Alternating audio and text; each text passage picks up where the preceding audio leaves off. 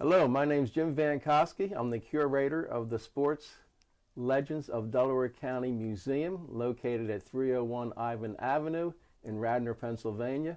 And I'm here with fellow board member Rich Pagano, and we're here to discuss our sports rarity of the month. But in this case, we have two of them, but they're both affiliated with the Pittsburgh Pirates. And you might say, well, why the Pittsburgh Pirates? They're not in Delaware County. But as we proceed through this program, I think we will enlighten you on why we are selecting the Pirates for our sports rarity of the month. Well, Jimmy, I think what we want to do first, and I want to tell the viewers that we've had four baseball players from Delaware County who've become major league managers. And Danny Murtaugh happens to be one. Also Mickey Vernon, Mike Scioscia, and Jimmy Dykes. But I think Danny Murtaugh stands out above all the others because he was able to win 2 World Series. Our jersey here that you can see is from Danny Murtaugh from 1967, which was kind of an in-between period. He won a World Series in 1960 and then again in 71.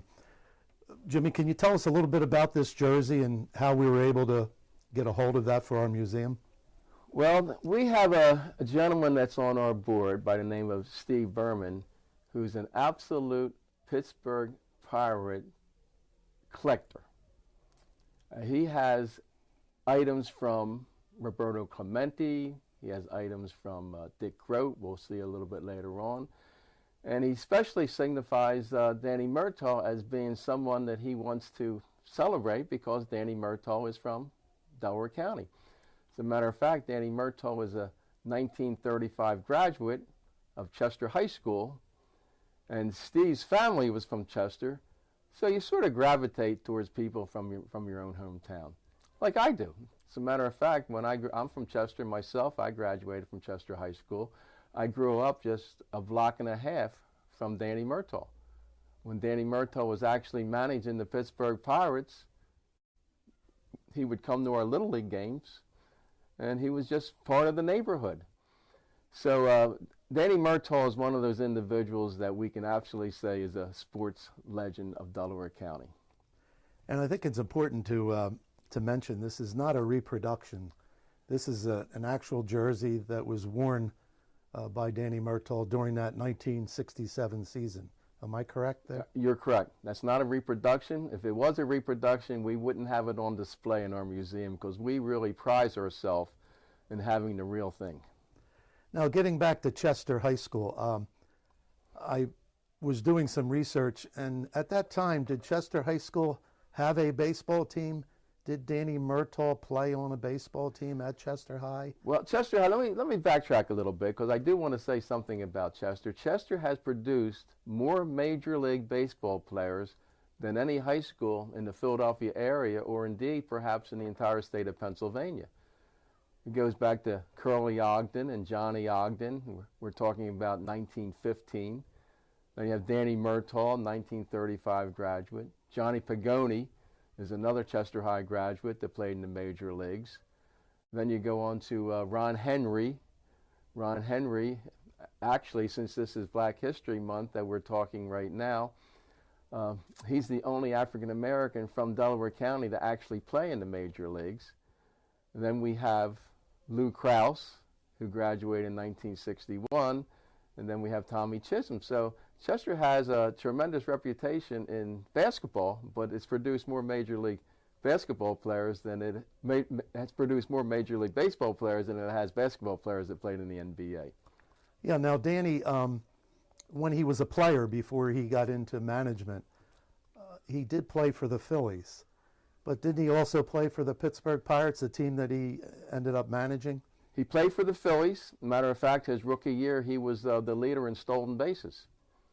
He played for the Phillies a number of years, and then World War II came along, and then he was serving both in the Pacific Theater and in the Atlantic Theater during World War II. As a matter of fact, Timmy talks about one of the problems that Danny, his father, had when he came out of the service was he lost somewhat of his speed. because of the being frostbitten and the different climate and the weather you're playing in. So I don't think enough significance is given to those players that lost some time due to military service, like Danny during World War II. When he came out of the service, he actually played a year for the Boston Braves, and then he went to the Pittsburgh Pirates. So Philadelphia, Boston, Pittsburgh Pirates, and he had a good career. He had a very good career with the Pittsburgh Pirates. He was he was an infielder, second baseman, and if you look up his records, you'll find out that he had some pretty good seasons, but most of his notoriety came as a manager. And when he became the manager of the Pirates, he really changed. The Pirates weren't very successful before he arrived, and he really got them on a winning. They say that I guess before he, I'm trying to think, it was maybe 10 to 15 years before he arrived there. They didn't even have winning seasons, and he changed all that. Well, Danny Murtaugh, let's address the elephant in the room, is not in baseball's Hall of Fame. Right. And if there's one manager that should be in baseball's Hall of Fame, it's Danny Murtaugh. I mean, after all, he won 2 world championships, 1960, 1971. He was a 3-time manager of the year. He had a higher lifetime winning percentage than, let's say, Tommy Lasorda, who's in baseball's Hall of Fame. He was the first manager to field an all-minority team. Took a little bit of guts in those days to do that, because a lot of fans and owners and people in the higher administration didn't really want to see that. So he did that. For these reasons, it's hard to believe that he's not really given that much recognition as someone who should be honored in Cooperstown. Yeah, I know one of our prolific writers from Delaware County compared Tom Lasorda's statistics as a manager to Murtaugh's, and they were almost identical. And Murtaugh's not in the Hall of Fame, and of course Lasorda is. People talk about it depending on where you manage, too. He managed in the city of Pittsburgh, where Lasorda was in L.A., Los Angeles, the 2 big markets, New York and L.A., and I wonder if that has something to do with... I think there's a lot of truth to that. In Pittsburgh, when you look at the population, isn't quite as large as New York or Los Angeles, so I think there's some truth to that. Danny is revered. Danny Murtaugh is revered in Pittsburgh. I mean, his number 40, which you see is on the jersey very close, is retired. It's retired as far as the Pittsburgh Pirates are concerned. Dick Allen, when he's questioned as to who his manager would be, all-time manager, he would mention Danny Murtaugh. As a matter of fact, I think if Dick Allen ever played for the Pittsburgh Pirates instead of the Philadelphia Phillies, he might presently be in the Hall of Fame at this point in time. So the Hall of Fame, there's a lot of players that are forgotten. A good friend of mine, Harry Jones, he has a very good quote. And Harry Jones has had 2 of his sons played in the NFL. One was a favorite receiver, Ike, of Drew Brees. And Mark went to the University of Tennessee. So Harry Jones knows what he's talking about, who was a good athlete himself, an outstanding athlete. He says, Jim, when those in the know don't know, you got problems. And I think that's a good quote. Great quote. Why Danny Murtaugh's not in the Hall of Fame, because those in the know don't know. No. How about the 1960 World Series? It's still, I mean, the experts still say that World Series is the biggest upset in the history of the World Series, when the Pirates, managed by Danny Murtaugh, beat the New York Yankees. Can you tell us a little bit about that? Well, one of my favorite stories, and I don't know if you would say it's a story or not, about that 1960 World Series, is there's a sports writer that used to work for the Chester Times, Delaware County Daily Times, and also Wilmington paper, named Matt Zabicka. I'm sure you could tell us a little bit about Matt Zabicka. Matt Zabicka was interviewing Danny Murtaugh in center field at Yankee Stadium. And during the course of the interview, Danny Murtaugh says, you know, Matt, this is the first time I've ever been in Yankee Stadium. And I just think that was so unusual here, also all you think about is being in the World Series. Right. And he's calm as a cucumber, saying, it's the first time I've ever been in Yankee Stadium. And here we are playing in the World Series. They still look at that World Series, though, as the biggest upset ever. Well, now the other World Series that he won in 1971 was also a very big upset, defeating the Baltimore Orioles, which is another reason why I think is a mark in his favor on why he should be in the Hall of Fame. I mean, he led these teams to big upsets. Yeah. One of the stories, baseball now today, they have a different pitcher for every batter just about. Now, forget about every inning. But in the 7th game of the 1971 World Series, starting pitcher Steve Blass, I hope I'm accurate on that, won the game 2-1. And after the game, the sports writer says, well, Danny, you didn't even go to the mound to talk to the pitcher. And Danny's answer was, he was doing all right. But that would never happen today. Whether the guy's doing all right or not, they're going to the mound. It's just baseball has changed. One of the funniest stories about Danny Murtaugh is if you're a manager, your team's going to have some bad streaks. So they were in a bad streak. The Pirates were losing some games. And the sports writer comes up to Danny and starts talking about that. And Danny gets a little bit upset. He said, listen, every manager wants a hitter that hits a home run every time up. And every manager would like to have a pitcher that strikes everybody out every time. And every manager wants a shortstop that never makes an error. He said, my problem is I can't get him to put the beer down and come out of the stands and do that for me. So in other words, when you start criticizing players, like Mickey Mantle said when he retired and doing a play-by-play with Al Kaline, Mickey tells Al Kaline, the game's a lot easier up here than it is on the field. It's just so hard. You can't even imagine what it must be like to perform at that level. So when you start criticizing the players on the field, you really have to step back. Well, he definitely had a sense of humor, and I don't think he ever forgot where he came from either, because he always returned home. I had an apartment in Pittsburgh, but still had his home here in Delaware County. And they never forgot about their home. Danny Murtaugh was born in Delaware County, Chester, lived there, lived all his adult life in Delaware County. After Chester, he moved to Ridley Township. When he was manager, his whole career, he was just a Delaware Countyan. Every single solitary week on the off season, he would be asked to speak at a Little League banquet, and he would do that. Yeah. And they would do that. When I say they, I'm talking about him and Mickey Vernon, his American Legion teammate. They were actually teammates on the American Legion team. And they would be a pair that would go together. I guess you might say that Danny was the comedian and Mickey was the straight man. Well, Jim, maybe you could tell some of our younger viewers about baseball back then. Many of these players had jobs in the off season. They weren't making the kind of money that the players make today. And Danny Murtaugh and Mickey Vernon worked at a store in Chester. Well, like you said, they all worked on the off season. They just didn't have the salaries that they have today. Danny Murtaugh on the off season would work at Sun Ship.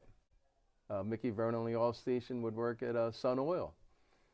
Finally, when they got to be a little bit later on in life, they stepped up. Then they would work in the clothing store, McGovern's, in the city of Chester, along with Lou Krause Sr. and Lou Krause Jr.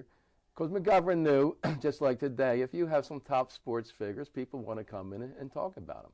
Sure. Well, one day, and this is, I think, the story you're referring to, Danny Murtaugh's in the store with Mickey, and the owner says, I have to go to the bank. I have to make a deposit. Take care of everything, Danny. Don't let anything happen. So Mickey says that a gentleman comes into the store, who they both knew, and he said he wanted to buy a suit. And Danny said, well, I'm going to have to measure you. The guy said, okay. And Danny said, well, you have to lay on the floor. The guy said, what do you mean I have to lay on the floor? He said, that's how I measure you.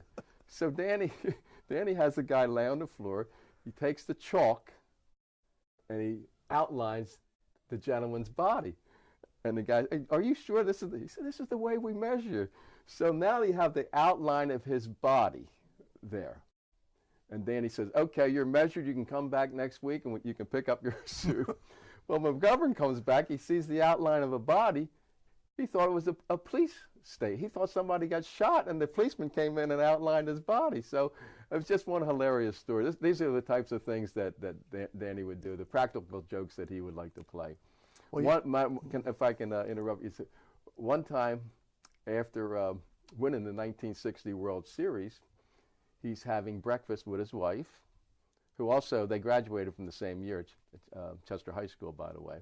We have their yearbook in our museum. So Danny's like feeling his oats, and he's having his coffee, and he asks his wife, "How many great managers do you think there are in baseball?" And her answer was, "Well, I think there's one less than what you think." so that I think gives you an idea of the relationship that they had as well.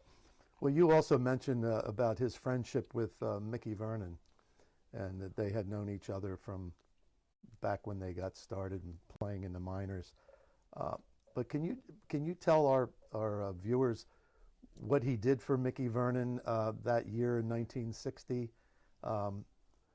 and how Mickey became a part of the Pittsburgh Pirates? Well, Mickey played for 20 years in the major leagues, and he played most 15 years for the lowly Washington Senators. He won 2 batting titles, played 2 years for the Cleveland Indians, 2 years for the Boston Red Sox, and 1 year, 1960, he became a player coach for the Pittsburgh Pirates.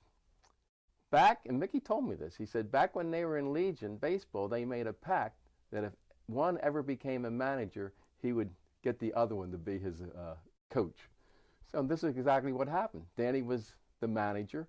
Mickey was out of a job, okay, because his previous year he was with the Milwaukee Braves, 1959, and he's no longer as a player. And Danny asked him to be his coach. So Mickey was the first base coach all the way up until September. In September, you can recall a number of players. So Danny purposely recalled Mickey because he knew that that would make Mickey one of the few players that played in 4 different decades. 4 decades. So, and also he got a World Series ring. So Mickey was very proud of having a World Series ring. And this will give you an idea what Mickey, having won 2 batting titles and having made 7 All-Star teams, when he was asked what was the greatest thrill he had in baseball, it was when Bill Mazeroski hit that home run. And it wasn't about himself, it was about the Pirates winning that World Series and his friend Danny Murtaugh becoming the manager of the 1960 World Championship team. Jim, what do you think Danny Murtaugh will ever be inducted into the Baseball Hall of Fame? I think he will. As a manager? I think he will. Bruce Markison, who works in Cooperstown now, he's a staunch advocate of Danny Murtaugh. And we talk about that all the time. And he writes every now and then a few columns or so on why Danny should be in the Hall of Fame, yeah. Who's his competition. And we don't understand how they can keep him out. So I really believe that at some point in time, he's going to get into the Hall of Fame. And he's someone, he's an athlete from our county that we lost at a very early age. I don't know if that has something to do with him not being in the Hall of Fame, because he did have some health issues with his heart, and he would be managing and then he'd have to sit out a year and then he'd be back again. But can you tell them a little bit about when he did pass away? And yeah, I believe he was 59 years old 59. When he passed away. And his funeral was, they talk about every Willie Stargell, the rest of the Pirates came. It was sort of like an event that you would think would be held for a head of state, because in reality he was a head of state. As a matter of fact, the person who did a plaque of him, Zenas Ferdakis, said that he likes to think that he thought of Danny as a captain, a general, a conquistador, leading his team to battle. And we have shots, and perhaps you'll see some of those shots on the video, of him leading his team to battle. Once again, this is Jim Vankoski, Sports Legends of Delaware County Museum, 301 Ivan Avenue in Radnor, Pennsylvania. Here with Rich Pagano, our chief docent at the museum, and we're continuing to talk about Pittsburgh Pirates, Steve Berman's contribution to our museum. And this time we have someone who's not really associated with Delaware County, other than the fact that he played for Danny Murtaugh's Pittsburgh Pirates in that tremendous World Championship team of 1960. So Rich, Dick Groat is somebody that's probably somewhat underrated when you think about the whole spectrum of athletics, because not only did he play baseball, but he was a pretty good basketball player, I understand. Yeah, he actually, Dick Groat went to a high school out in western Pennsylvania and received a basketball scholarship to play at Duke University. So he also played baseball at Duke too, but he went there to play basketball, and he was outstanding. I mean, he was a two-time All-American.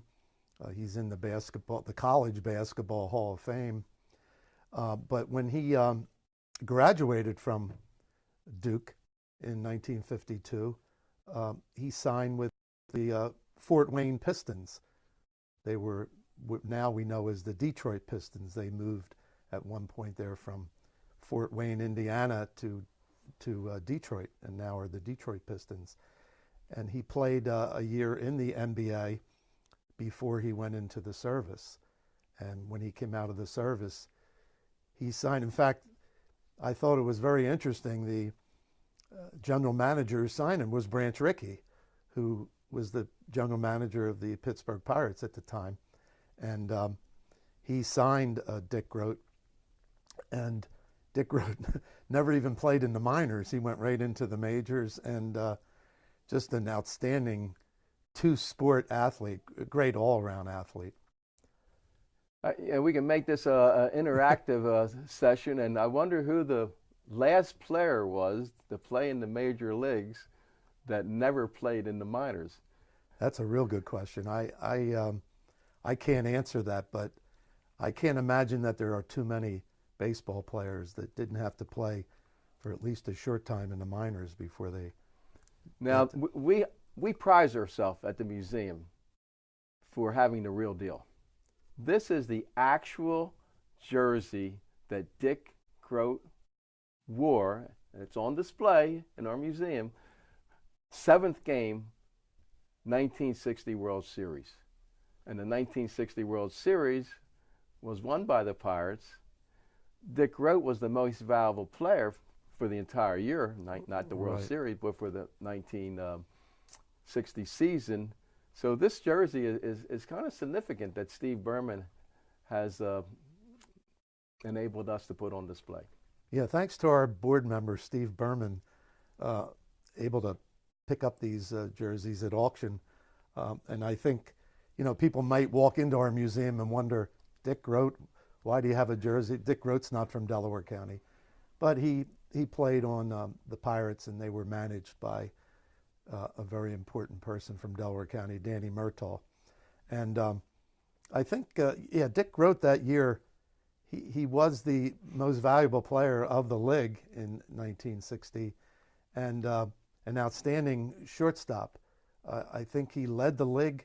I don't know if it was that year in double plays, and just an outstanding player. But I think when you think of Dick Groat, here's a guy playing Major League Baseball who could also be playing in the NBA, the National Basketball Association, because he was that good of a basketball player. In fact, his senior year at Duke, he was the college player of the year. And as I mentioned, two-time All-American. He was drafted by the Fort Wayne Pistons. And when he got out of the service, he decided to make a choice.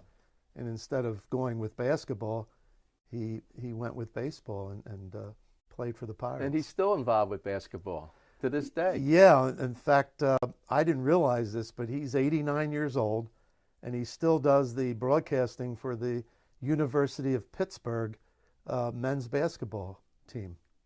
He does their games, their home games. At 89 years old, so he's somebody that can really, really go back in history. Yeah, no doubt.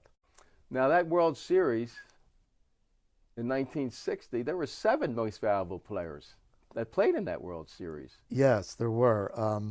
You're going to ask me who they were. Well, can you think of any others? Well, one, we have a special guest all the time at our museum. Yeah, Bobby Shantz. Bobby Shantz, yeah. Mickey Mantle for the Yankees. Roger Maris. Roger Maris, yes. Bobby Shantz. Yogi Berra. And Elston Howard. Yes. Yeah. And the one of the most famous players of all that we can't forget, that Steve Berman doesn't certainly forget. Oh yes, Roberto Clemente. That's right. He would be very upset at both of us if we did not mention Roberto Clemente. One of the great players of all time, without a doubt. One of the highlights of that World Series was Bill Mazeroski's walk-off home run, only time ever. 7th game of the World Series had a walk-off home run. Right. So we're going back a long time. I mean, when was the first World Series? 1903, I believe, somewhere around there. And here we are, 2019, and that's the only time it's only happened once. Right. So baseball is an amazing sport when it comes to statistics. I don't know who comes up with all these things, but I think the information increases our perception of what's taking place. Another fact about that was that 7th game, there wasn't one strikeout. No. I mean, what does that tell you? Well, I think it tells you there were a lot of good baseball players, especially hitters in that game. And I would say the pitchers had a tough time. The fact that, none of the pitchers in that game got anyone to strike out, because obviously that's what they're trying to do. That World Series, that 1960 World Series, still goes down in the annals as, if not the top World Series. Without a doubt. And whenever you can beat the New York Yankees, it's a big deal. And the way they beat them, I don't remember, you may remember, the amount of runs the Yankees scored to Pirates. They were outscored something like, 47 to 27. I mean, they scored like over 20 more runs than the Yankees did, than the Pirates. But the Pirates, they ended up somehow winning the games. Yeah, and Dick Groat is also, he's in the college baseball and the college basketball Hall of Fame. He's in both. He just, I think when you look at, and I think over the years, some of our viewers might remember Bo Jackson, who played 2 sports, football and baseball. But it's not an easy thing to do, to be at that high level in 2 different sports, where you could have played professionally in both. It always amazes me, and Dick Groat is in that category, and with those group. I'm trying to think of, as you're speaking, some of the other players that played both in the NBA and Major League Baseball. Gene Conley is somebody that comes to mind. Played baseball and then played with the Boston Celtics.